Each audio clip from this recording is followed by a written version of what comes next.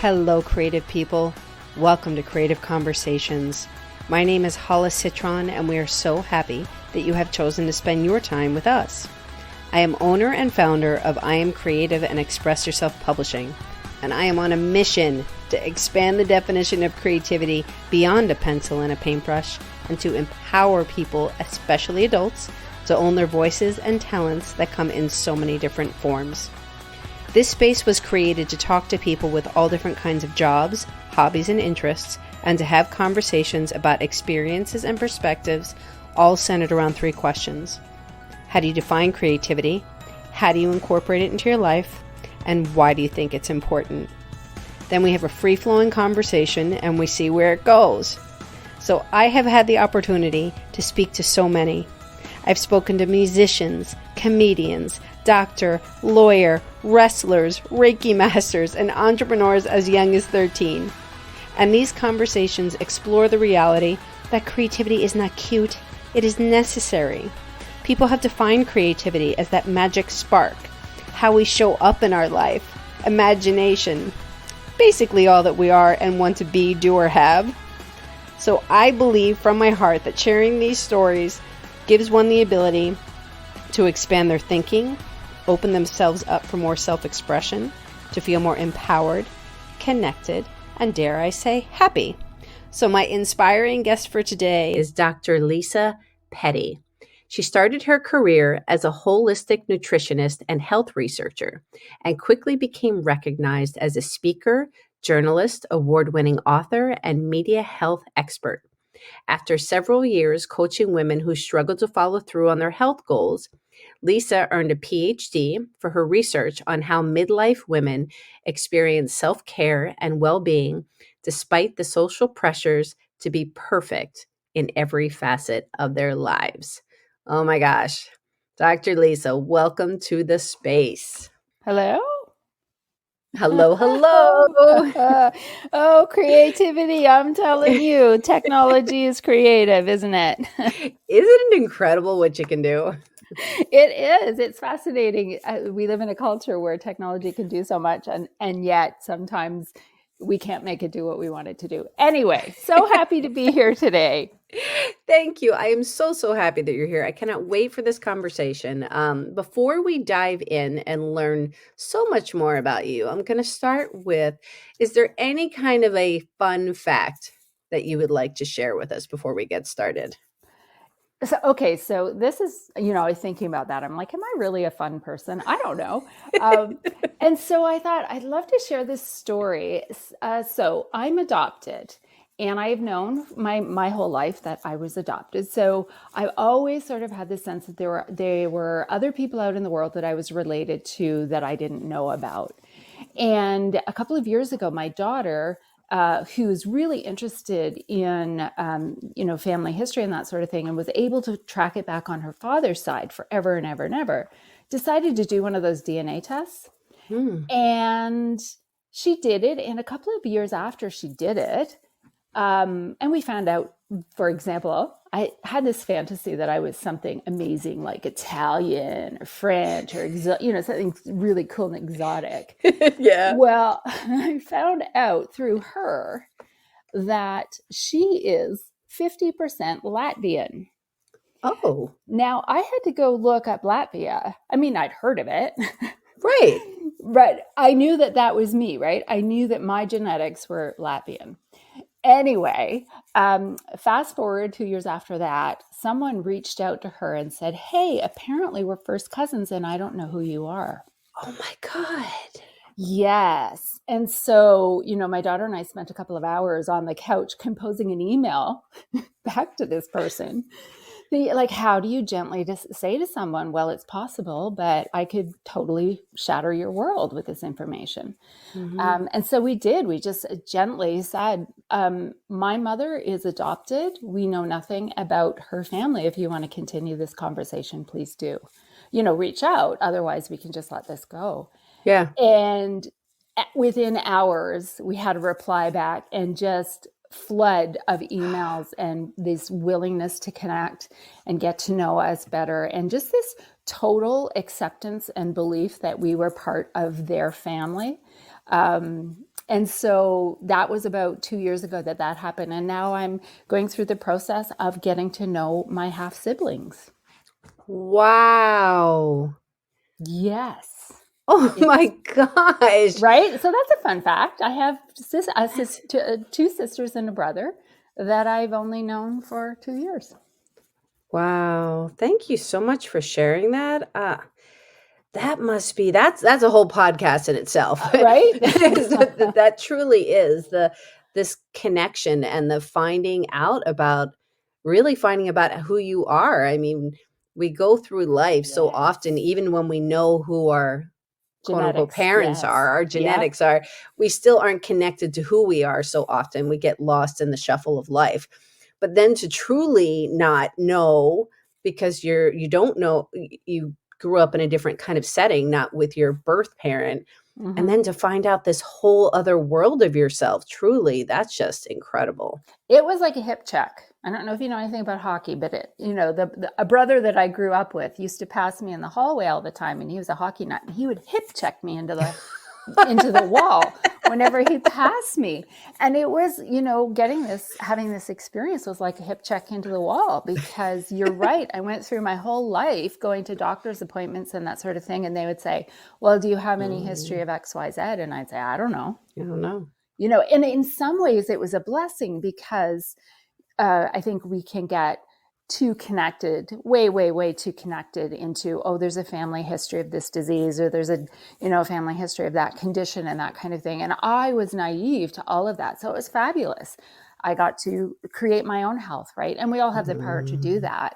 But I think when you have this sort of background information, oh, dad has this, mom has that, grandma died of this kind of thing, I think it can mess us up a little bit. So, it was a double-edged sword, I suppose. But yeah. yeah, it was, yeah, I got hip checked and Yeah. I'm also just that just made me laugh too. The whole sibling thing. You yeah, said you'd walk by and just hip check you. I mean, that's annoying, but it's something you get used to after a while. I learned how to deke. Oh my gosh. Okay, let's just dive right in because this is going to be a really rich conversation. So, Lisa, how do you define creativity? Oh, wow. I think creativity, it's, I don't really know that I can define it, but it's an experience. And to me, it is that feeling of flow where you just get lost in whatever it is that you're doing, and you're not thinking about it other than, sort of the fine motor details about what it is you're doing, but you're not thinking about your problems. You're not planning dinner, none of that. You're just being and doing in that Mhm. state of flow. Mm, yes. Love it. It's you're truly in the moment. You're truly present. You've lost sense of time. Yeah. You don't have this attachment to maybe a certain outcome. It's just you're in it and it feels effortless. Yes, yes. Or not, it can even feel challenging, but it's that, because I think one of the Mm, things I love to do is true. gardening, and the garden doesn't always cooperate. Yeah. Or Yeah. if you're learning to paint, or you're learning whatever, what you're picking up a craft or something like that. It can be challenging, but it's a challenge that you just eat up. Yes, yes, yes. Thank you for that. Very true. It's kind of like, okay, I just had a visualization when you said that of me sitting there being immersed in something and just being like, okay, there's a little challenge, or maybe that's not so easy, but let's do this. Like, Yeah. how are we going to solve this problem? How are we going to just be in it and get through it and just like you said, not be thinking about dinner and not be thinking about all the other things that life has to offer, but you're truly just there. Yes. Yeah. Oh Yes. my gosh. Okay. So in what I called this Midlife Woman's Guide to Creating the Life You Want, Hmm. I would just love to hear from you. You've been on wherever you want to start the journey, being when you were younger and how it progressed. You've done so many different things. And I love how you went back to school at like an older age, and because you're obviously you're really interested in learning. Mm-hmm. Start wherever you want to take us kind of on the journey of you, please. Well, first of all, I want to say that when my daughter was younger, she used to pull me out of conversations I was having with people, or she'd give me a jab or give me the stink eye and say, "Mom, you're being nosy." Mm. And um, not really. I'm very, very curious. Mm. And I always follow my curiosity. And that leads to so much creativity for me. And so my daughter was embarrassed because she was so shy. She thought I was prying when I was asking questions about people and their experiences. FYI, she's completely different now. And she goes, "Mom, I'm curious. I didn't realize how many." How old was she generally I'm when going to she say was she saying was a that? tween when she Yeah. would, when she's Yeah. old enough to get embarrassed by her mother, right? Yeah. So I would say tween, early teens. Mm-hmm. And I was just able to say, "Honey, they could walk away, or they can tell Right. me to mind my own business, or they can change the subject." And no, people love to talk about their creative pursuits, or they or them or whatever. So Mm-hmm. creativity is part of who I am. I think it's part of my life story. It's part of my purpose, is just to follow my own curiosity. And so the other thing that I wanted to touch on before I get into my story too much is when you were saying that I've done so many things. And I just wanted to touch on that for people who are listening and going, "Oh my gosh, I'm like," because I used to think this of myself. I am, um, what is it, that expression, master of none? I have, Mm. that, do you know that expression? Yeah. Yeah. Yeah. My brain is kind of, yeah. Yes. Okay. Yeah. It'll come back. I know it'll come back Yeah. to us. But this Yeah. this idea of that, I can do a lot of different things, but I'm a master of none. And it bothered me for the longest time because I thought, well, the people that I admire so much are the ones who have such an ability to do things. They're an amazing singer, they're incredible musician, they're beautiful artists, they create beautiful pottery, just these people who have mastered something. Mm. And people who do that kind of thing, I'm sure, the people listening to this podcast have heard that idea of it takes 10,000 hours, right? Mm-hmm. To master something, meaning that you have to do it for a long time. You have to dedicate your energy to something for a long time. And I've never felt like I've done that, right? I'm pretty good at a lot of things. And Mm-hmm. I have always felt as if I were a master of none. And I remember someone listening to some, I don't know, video or something about a decade ago, and somebody was speaking, and I apologize to whoever it was because I don't remember who said it. It was a woman. She was talking about purpose, and how people get so twisted in their purpose, and we can talk about that a little bit more later. But they're, finding their purpose becomes their purpose, and it can eat you up, particularly at midlife. But Mm-hmm. anyway, so this woman made this comment about some people just know what it is. They're born knowing what it is. And they pursue their purpose like a jackhammer. Like they just, they're drilling down, and that's all they ever do. And that's how they become masters so young at a thing. Mm-hmm. And then she said, and other people are like a hummingbird, and Mm-hmm. they just flit along, and they go to the beautiful things, and they enjoy the nectar there, and then they go to the next beautiful thing. And I have never really identified with another being until she said that, and I'm like, "Oh my gosh, I'm a hummingbird. I love that. I just flit from beautiful thing to beautiful thing and drink in the nectar, take as much." Mm-hmm. And when my curiosity goes, "Oh, what's that over there?" Mm-hmm. And then I move on to the next thing. So, how I ended up going back to university when I was in my late 40s was I found myself, as a lot of women do at midlife, where my baby, my son, was looking at university brochures. Mm-hmm. And I was like, uh-oh, I know what this means. He's leaving. And next year, my house is going to be empty because he's the baby. And that's a little bit scary because I have I've identified with this role of being mom and mother, and it's been the way that I've framed my experience Mm-hmm. for how many years, right? So I Right. became a mother in my mid-20s, and I was in my late 40s, and my baby's talking about leaving. How And many, let me interrupt for 1 minute. I'm sorry. How many children do you have? I have two. I have Okay. my Thank you. oldest is my daughter, and then my son. Okay. Thank you. And there are 7 years between them. Mm-hmm. So I had some practice with one going, right? But then, anyway, Mm-hmm. I saw the writing on the wall, all the empty walls in the empty house in 1 year. And I thought, well, okay, suddenly I can feel this space opening up in my own life. And who am I going to be then? And I'm going to say it was almost a way to distract myself. I thought, okay, I've got to do something so I don't think about that so much. I have to add another thing to my life so I'm not thinking about what I'm losing Mm. when he leaves. So at the same time that I'm doing that, as you read in my very formal bio at the beginning there, I started my career as a holistic nutritionist, and I worked pretty exclusively with women because I get women, right? Mm-hmm. And the women aged as I aged, as you know, we tend to attract clients who are similar to us.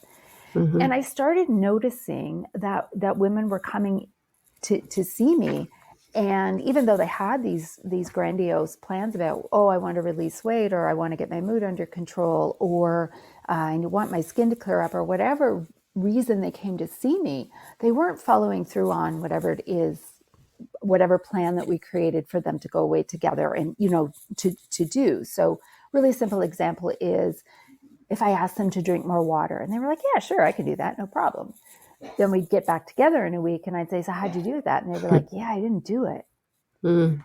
And this would repeat, we'd put it back on the table. And then the next time we get together, they were like, yeah, I don't know what happened. I didn't do it. Mm-hmm. So personally, I'm seeing this space open up in my life. And then professionally, I'm like, oh my gosh, I'm not good at this anymore. I'm not. There's a skills gap here for me. I think I can't seem to help these women, or what's happening. Maybe I should get more training. So it just opened up for me that in my late 40s, it was the perfect time for me to go to graduate school.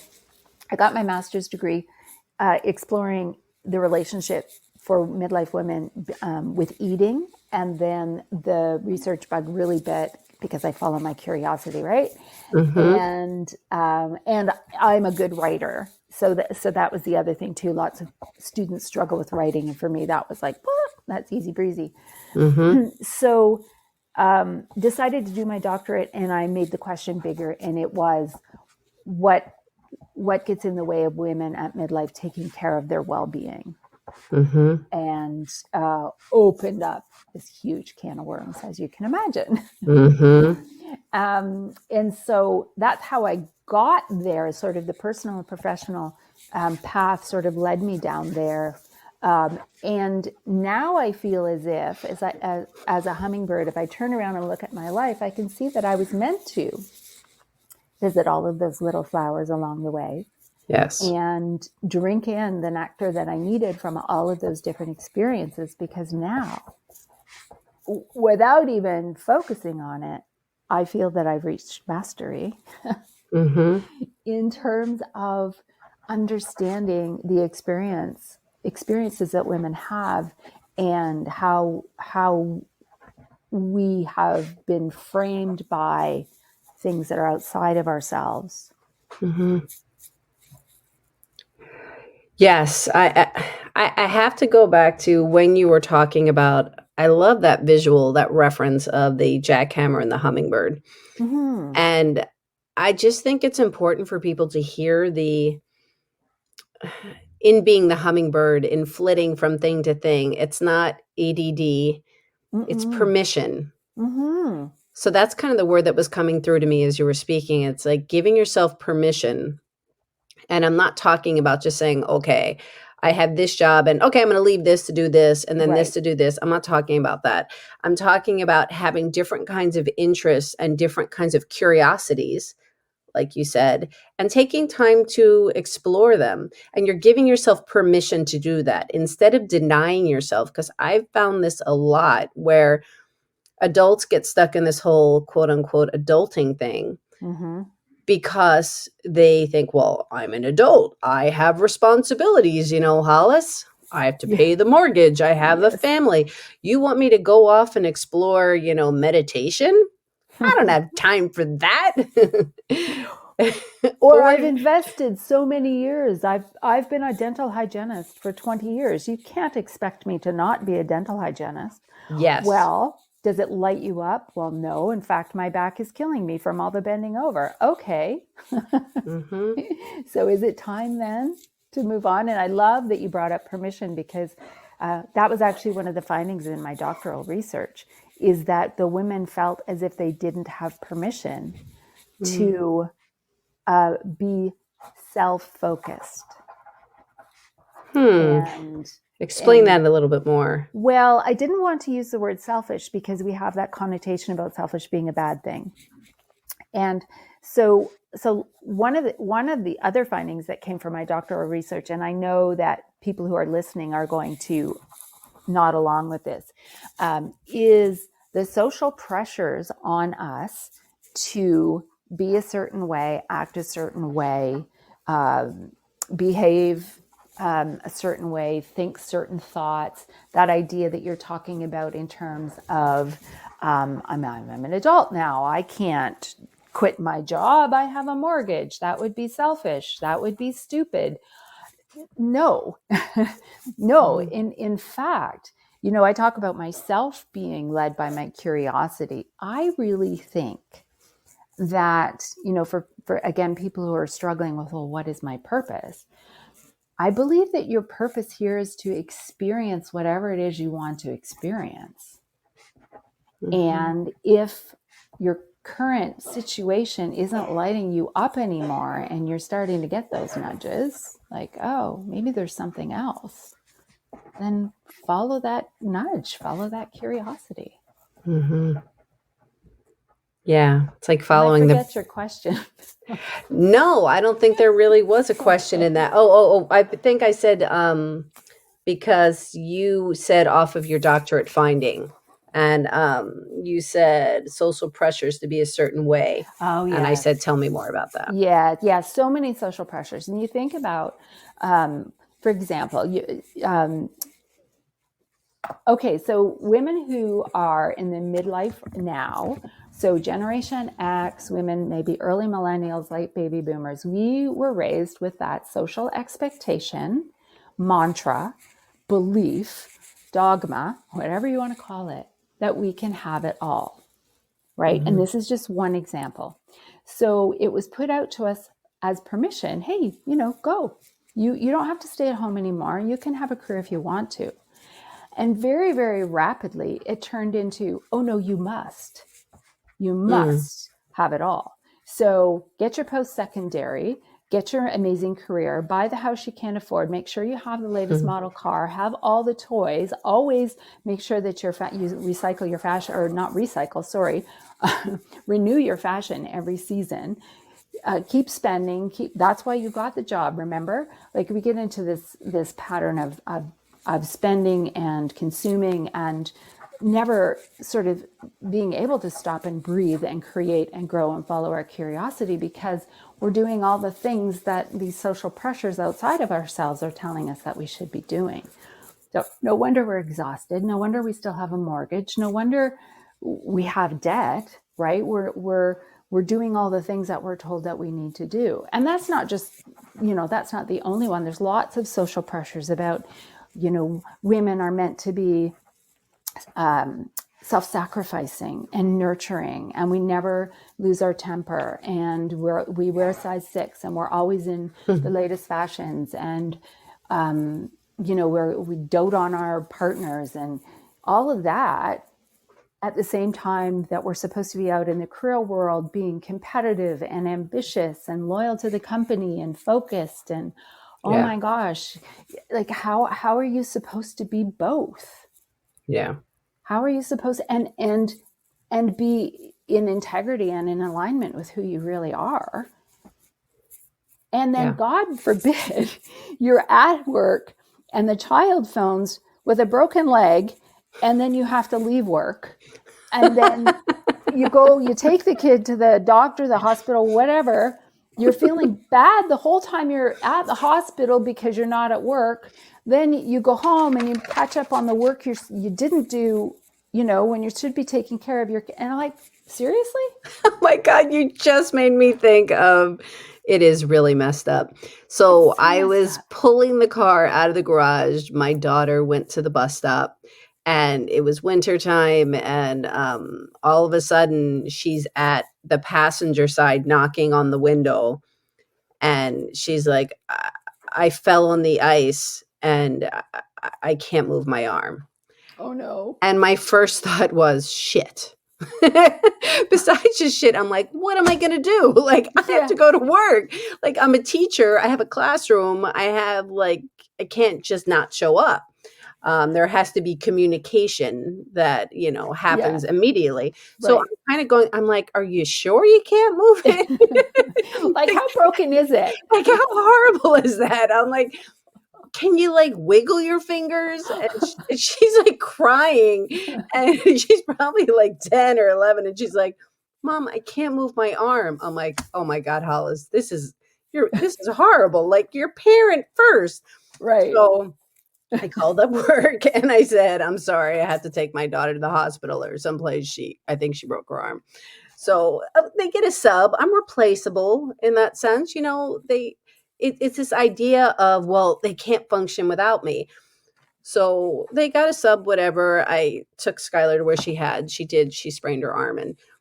But the whole point of me saying that is immediately, I will admit it. My first reaction was, well, shit, this is getting in my way. Yes. Instead of parent first of the person that I love incredibly beyond words to the moon and back, I was pissed. And to be clear, parent first is part of your identity. That might not be the identity for someone else. So I'm not Yes. judging that, Right. right? So Right. In this case. Right. yeah, in this case for you, that's what the truth is. But Yes. imagine, if you think of your life as a Venn diagram, and all of these social roles with all of the traits that attach with all of these social roles, and Yeah. most of them are conflicting, most of them don't make any sense, lots of them you don't even have, you're just faking it, and then in the middle there, make a dot, that's you. What is the truth of who you are? Mm-hmm. Right? And if you're constantly brushing up against what everybody else wants from you, and you've never given yourself permission to really understand who you are and what you want and what is going to put you in flow and allow you to create what it is you are meant to create, Yeah. then, you're going to feel anxiety. You're going to be up at night. You're going to gain weight. You're going to be unhappy. You're going to get, either divorced or you're going to make yourself sick. And we don't question it. We don't question it. We're like, well, of course. So I don't watch television. We can talk about that if you want to, but there's a lot of social programming that comes through the programming that we watch in entertainment. But every once in a while, you need to turn your brain off. So my daughter bought the Little House in the Prairie series on video, and there's not so much programming in that. There is a little bit, but anyway, it's so watching that. The other day, I just had this just dawned on me, like, wow, life used to be a lot easier when people weren't telling us what to do all the time. Mm-hmm. And what to think. And I just think how much more free and how much more space we'd create in our lives if we could just shut out all of the noise that's going on around us. So before we get to the next question, I kind of want to explore if you could kind of, in again, what I said in this title, A Guide to Creating the Life You Want, with all of this noise, can you give us just like a little bit on how do you guide people? to give themselves more permission and create this space? Well, first of all, if anyone's feeling like they need permission, first of all, you don't. But if you feel as if you need permission to focus on yourself and your own well-being, I hereby, by the authority vested in me by me, grant you permission to focus on your well-being and find the thing that puts you in flow. Okay, so that's the first thing. So everyone who's listening now has permission. The next thing really is, in order to know where you're going, you think about it, any trip that you're going on, you have to understand where you are. Even if you're using Google, they'll say, where are you now? Right? Before you. So it's really important to understand who you are now and how you got here. So what I like to do in my coaching program is really get women to focus or understand, first of all, that concept of social roles and traits, and also get into some of those beliefs that we have that maybe don't make sense, that we might have inherited from society, or we might have inherited from our family or our church, or definitely schooling, because there's a whole bunch of programming that happens in schooling, right? And I'm using the word programming intentionally there. You think about how our young children are programmed by the bell, right? I mean, they're not even allowed to pee until the bell rings, right? And you have about 3 minutes to do that, depending if you're in high school, getting from class to class. Yes. Exactly. And if you have to go off schedule, you've got a lot of splaining to do. Right? Like, what do you mean you need to go to the bathroom 20 minutes in? Well, you can't, whatever. Yes. So there's a lot. That's a silly example, but a really concrete example of the programming that comes from outside of ourselves. And, any parent understands that some of that programming is required, right? Like, you want your child to understand that when you say, no, don't run out in front of the car, that's like, there's no debating that. Right. But at the same time, we, as adults, we have permission to question some of those beliefs that have been passed down, that we, from about 7 years, 0 to 7, we're little sponges and we don't question anything. Everything's true, so our brains get filled up with all of these rules and all of these beliefs and all of these social conditions.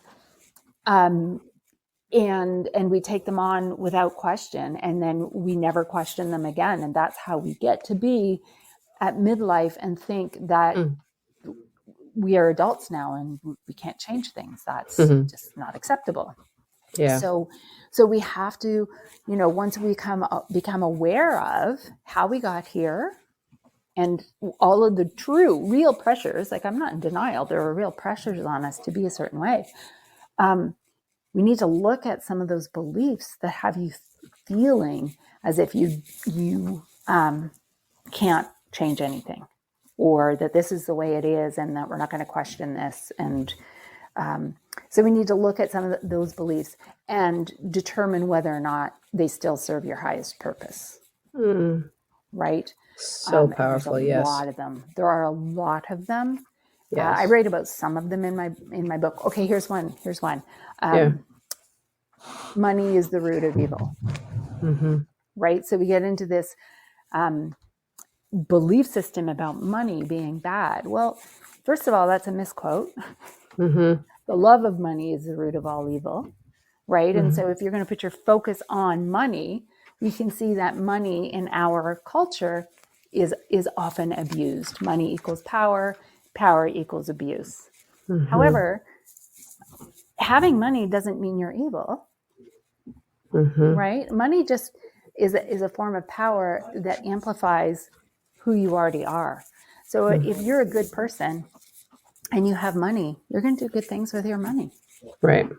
And so a lot of people have bought into this, this concept of poverty. Well, only, I'm a good person, so I don't need a lot of money.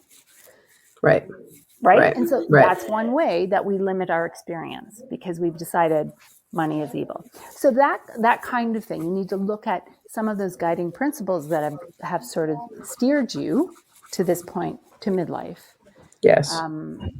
Really, really critical that we do that. And then once we do the subtracting, right, take away all of those, the power from all of those things, that's when the creativity kicks in. And that's when we get to start reimagining and Yes. reframing who we are and what we want to bring into the world. Oh, love those words. Reimagining, reframing. Oh my gosh. Oh, so much depth and richness in everything that you said. Thank you for all of that. I want, okay, so I'm going to guide into the second question to get to know you a little bit more, which is, we talked about some things, but how do you incorporate for you more creativity into your own life? So as I mentioned before, I'm a gardener, and I also live in Canada. So I don't get to do that as much as I would like to do. And for people who are listening who don't live in Canada, yes, we do get summer. A lot of people around the world think we live in igloos. No. We get 4 seasons. But we get that one growing season that's 4 months long, and I can, on either side, I can spring and fall it a little bit and extend it. But for me, being in the garden is incredibly important because I can connect with nature. I do it barefoot so that I can, really resonate with the earth. It's one of the most healing things that we can do for our physical well-being and emotional and spiritual well-being as well. But I am limited. It's February right now as we're chatting, and there's a foot of snow on the ground. Is there? Yes. Well, other fun fact I was going to share with you. I'm house sitting for my mother, who's house sitting for my sister. Anyway, my mother's cat won't funny. leave, but my sister has more animals. Anyway, it doesn't matter. So where I am right now, yes, we have a foot of snow. Oh my gosh, New Jersey has not gotten any snow. So We've got none. I live closer to Niagara Falls in Canada, and we don't have very much snow at home. In fact, I think I was talking to my daughter the other day. The grass is still green. So, but I can't garden anyway. So back to what do I do for creativity? Yes. So when I can't garden, this is something we hear this a lot, particularly women. We've been told that we're not creative, which is a bunch of bunk. That's the nice word. Nice way to say it. A bunch of bunk, everybody. A bunch of bunk. First of all, we've been given the womb. We are the ultimate creators. And whether or not you have children, and whether or not you have reached menopause, we are still the grand creators. And so don't let anybody ever tell you that you're not creative and that you don't have an imagination. Because you know what? Every time you daydream, there's evidence of your creativity, right? Every time you have a vision for your life, there's evidence of your creativity. Again, stop listening to other people. Get inside yourself. And there are lots of ways that women are creative. Maybe you garden. Maybe, you love to do home decor. Maybe you're a painter. Maybe you're a writer. Maybe you write poetry, you sing, whatever. I mean, we all are creative in certain ways. But if you're listening and you think you're not creative, I'm going to encourage you to start reading fiction if you don't already. So turn off the TV and pick up a book. Because when you're reading fiction, you create images in your head, and way better than most movies sometimes, except for the Harry Potter movie 1, which was mind-blowing to me. But anyway, the imagery that you can create in your head is a powerful way to kickstart your imagination if you've sort of let it get rusty. And very often I find when I'm reading fiction, and I always have 2 books going, I always have a fiction, and because I'm curious about how the world works, I also have a nonfiction book, both going at the same time. But when I'm reading fiction, it's amazing the mind walks that I go on, and the new creative thoughts that come to me, either spurred by something a character said or an activity that was happening or whatever. So reading fiction is really, really an easy way to lubricate your creative muscles, I think. Oh, I love that suggestion, and I'm going to give it like a cheer here too, actually. Yeah. I really do love it because you're exactly right. It gets you within the fiction space. It is really pulling you into your imagination and your visualization and giving you this freedom of going into this story. That's in all of the conversations I've had. I had not heard anybody say that, and I think that's really great. Thank you for that. Oh, you're very welcome, and it's really powerful. So I know a lot of people poo-poo reading fiction, and I'm going to say just that again. That's social messaging, because um, fiction is a really powerful source. I mean, some that whatever you're reading came from someone else's imagination. It's like Yeah. seeding your own, right? You're aligning with someone else's creative energy when you're reading fiction, and it can only feed your own. I Yeah. mean, it can only feed you. Okay, so we talked about gardening, we talked about reading.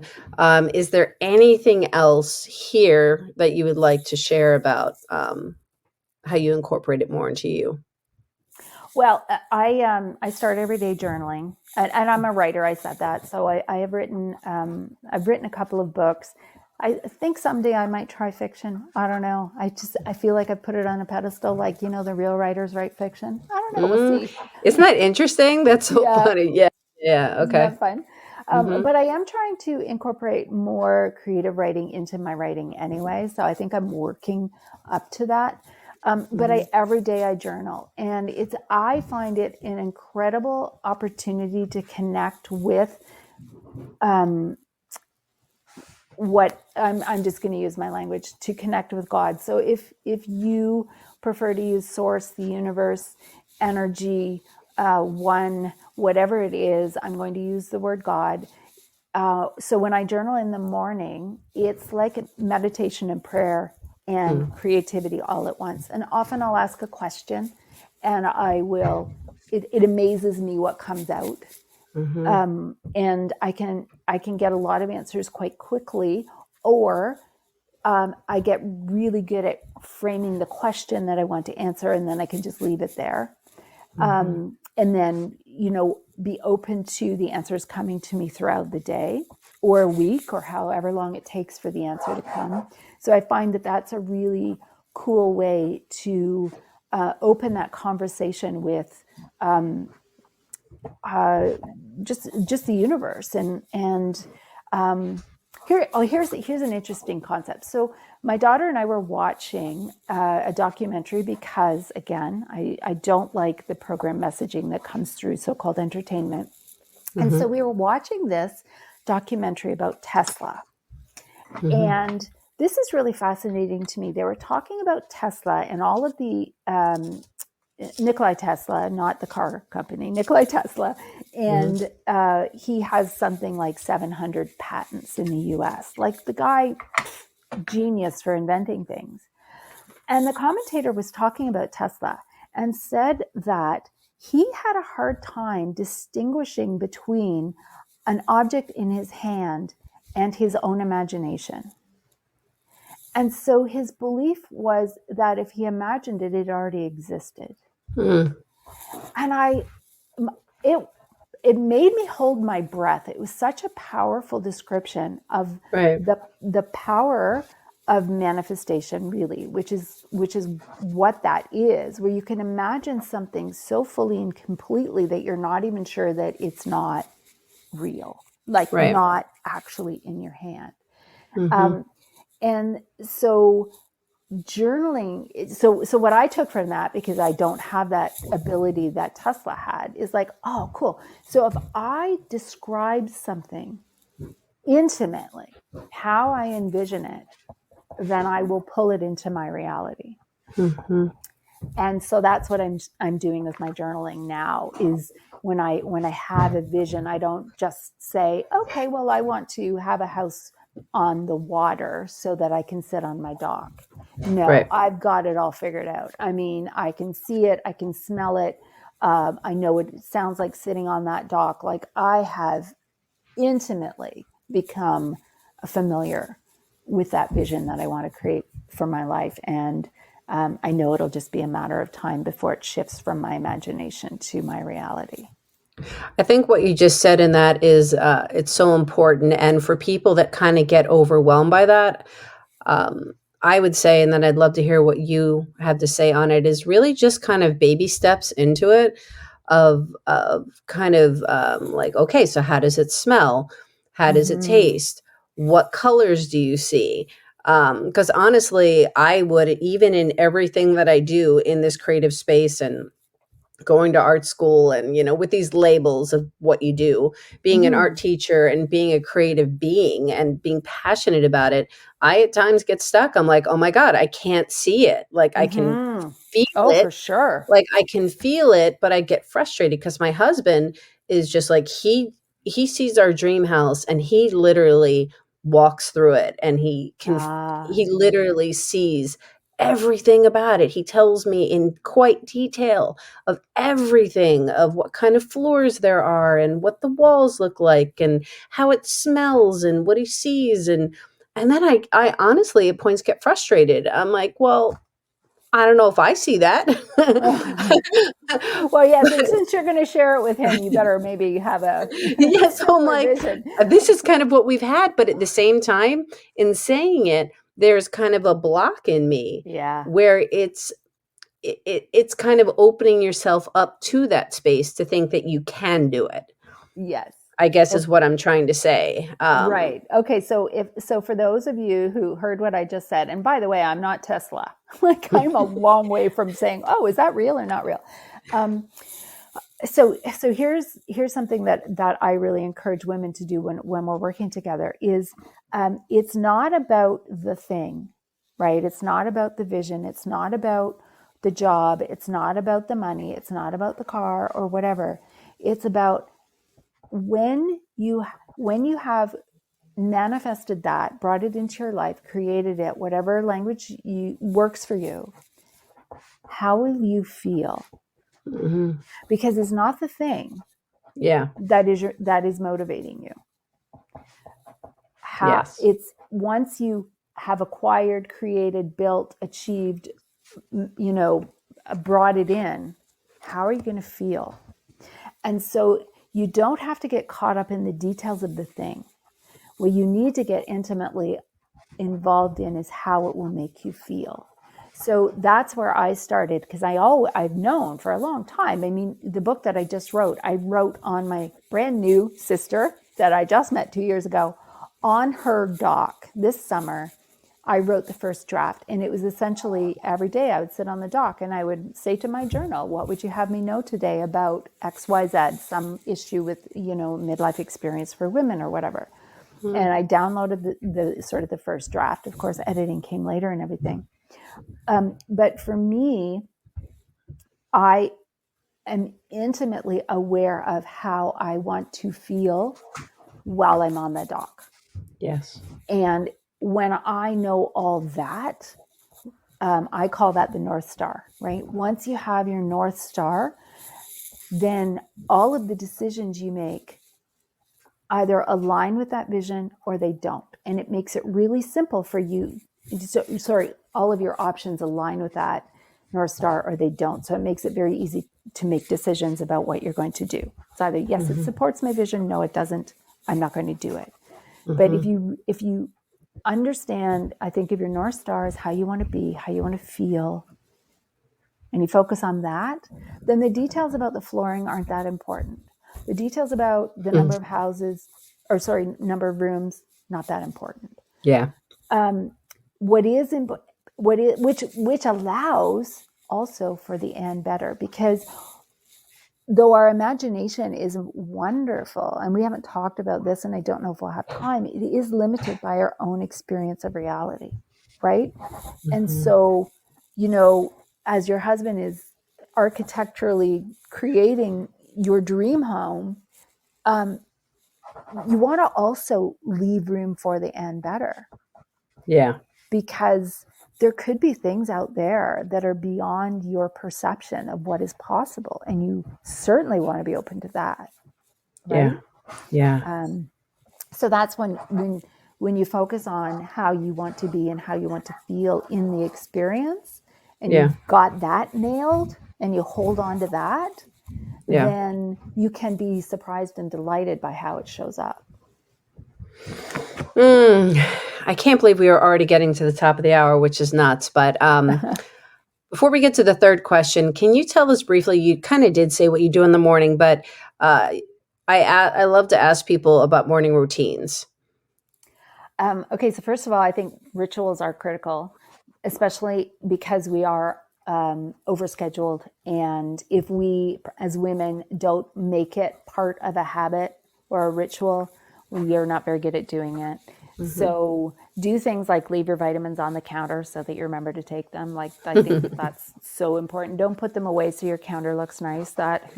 Who cares, right? Do things to make your life easier and that remind you of the things that are important to you. So my morning ritual, I mentioned I live in Canada.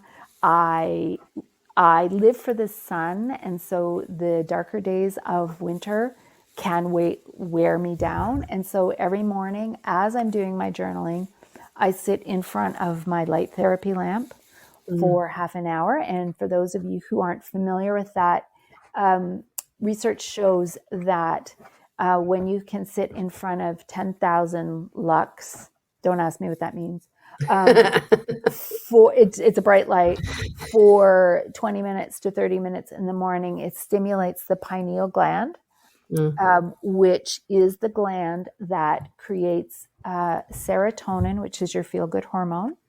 So it helps with people who have seasonal affective disorder, or I used to call it seasonal affective meh, because I don't get depressed, I just get bummed out. And then for women at midlife who are having trouble sleeping, what's really important about serotonin is that it converts later in the day to melatonin to help you sleep.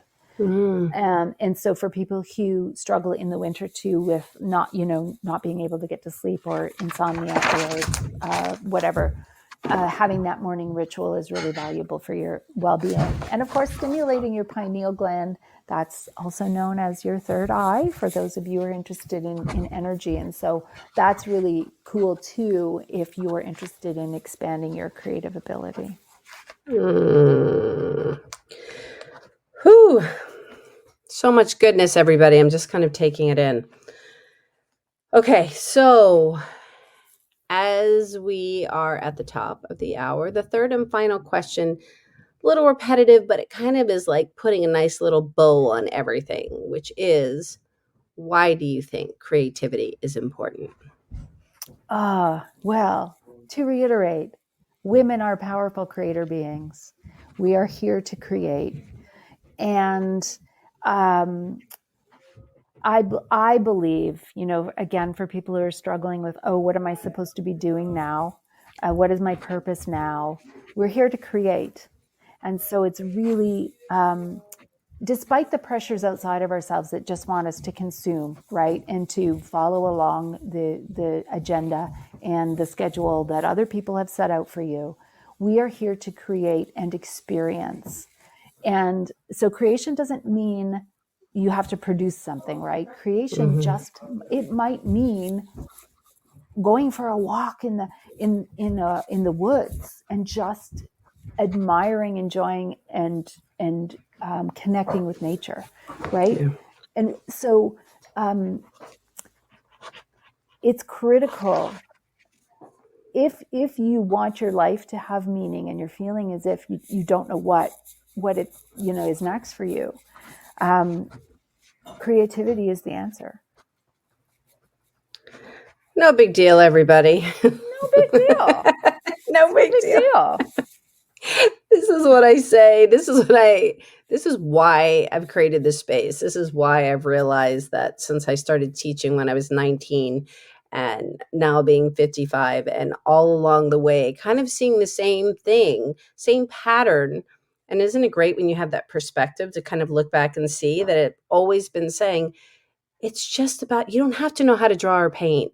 No. And then in all of the experiences, like that's not what creativity is. And then building up to this point, it's life.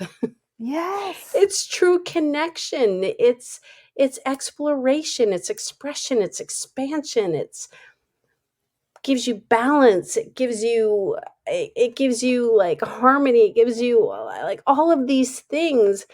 And in the center of it, it brings joy and happiness. Right? It's the way to stop living on autopilot. Yes. Right? Because that's what the programming wants you to do. Go to work, come home, have dinner, go to bed, go to sleep, Yes. wake up, go to work. Like, ew. Yeah. Ew. It's yes. Ew. That's the technical term. Ew. It's very, look it up, everybody. Oh my gosh. Okay. So Dr. Lisa, how can people connect with you? Oh, thank you so much for asking. So you can find me Yeah. on the socials, all of them, Instagram, Facebook, at Dr. Lisa Petty, Dr. Lisa Petty.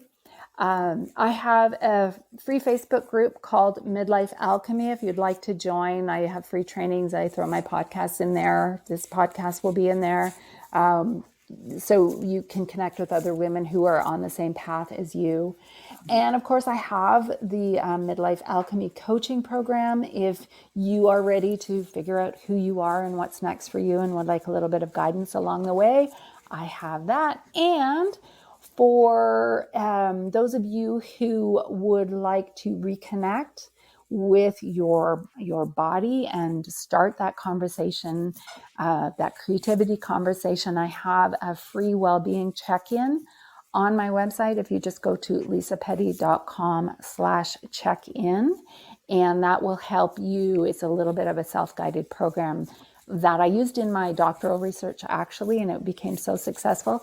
I added it to my coaching practice, and now I'm just giving it away because it's really a valuable and pretty simple process to just remember and to refocus on yourself. So lisapetty.com/check-in for that free self-guided program. Thank you so much for hanging out for this hour, Lisa, and chatting. And I know we could go on for hours and hours, and just so appreciate all that you're putting out into the world, and just love getting to know you more. So thank you. I love this chat. This is so much fun for me. So much fun. So thank you. And all of those that joined us live and listening to the replay, thank you so much for being here. Again, we know you could be doing anything with your hour, and we so appreciate you choosing to spend it with us. Truly, this space is all about inspiring each other, connecting, and sharing stories. So please like, follow, share, all of that good stuff, because we need to lift each other up. I feel like we've needed this always, but I think we need it now more than ever. So that being said, I wish you, wherever you're listening in the world, I wish you a good morning, a good afternoon, a good evening, and look forward to connecting soon and sharing more. Goodbye, everybody. Feeling inspired? Let's just get rid of this, throw away this whole perfectionism thing, this whole concept that we have to know how to do everything. You know what? You don't. Let's just do things and try things and realize what we like and what we don't like. It's all part of the process. This self-awareness feels so good. You feel more connection to yourself, connection to others, and be a happier, more joyful person. Just imagine that. So you are where you are in the process. So you can dip your toe in the water to try new things at a slower pace, or you can dive right in. Here at I Am Creative and Express Yourself Publishing, we meet you where you are. So there are so many ways to check us out. Explore our experiential kits. They have everything in them that you need to try new things. You don't have to buy anything else but this kit, and just explore. There's Creative Shui, which is 7 elements to joy and happiness. Through the publishing house, Express Yourself Publishing, multi-author books, coffee books, solo book opportunities. It is all about expression, all about it. And it's, again, just trying these things and realizing what you're good at. Don't all of a sudden think that you only fit into one box. because we don't. We are not made for boxes. There is also my TV show, I Am Creative. Check it out. The links are all in the body of this podcast. You can just click the link. And you know what? Don't say, oh, maybe I'll check it out tomorrow. Life's too short. Just click it. See what it's about. There is honestly no judgment. It's all about exploring the possibilities, expressing yourself, and expanding your thinking. I will give you the website, which is iamcreativephilly.com. So I am Creative Philly, PHILLY.com. And just remember that you are an expressive being, so own it. I am looking forward to hearing your story because we all have one.